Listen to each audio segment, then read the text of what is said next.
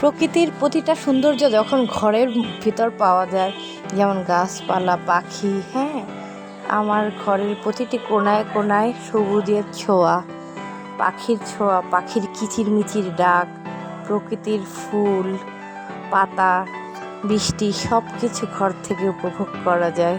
তখন কি আর বাইরে যাওয়া লাগে, মন এমনিতেই ভালো হয়ে যায়। আর বর্ষাকাল, সে তো আমার সবথেকে প্রিয় কাল।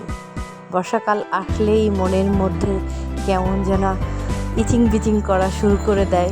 বৃষ্টিতে ভেজা গাছপালা, গাছের পাতার উপর যখন বৃষ্টির পানি পড়ে, গাছটা সবুজ থেকে অন্যরকম এক সৌন্দর্য দেখা যায়।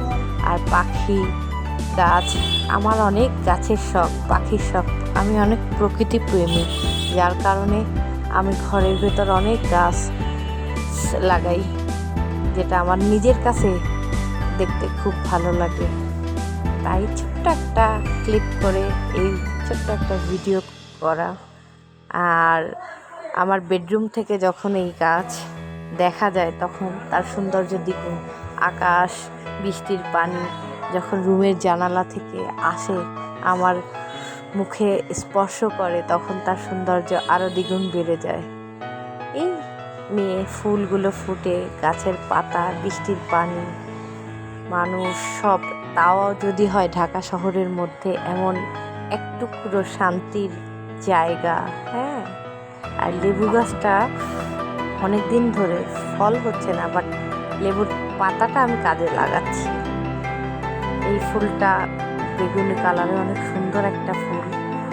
আর জবা ফুল আমার অনেক প্রিয়, কারণ এটা অল্প যত্নতেই অনেক বেড়ে ওঠে।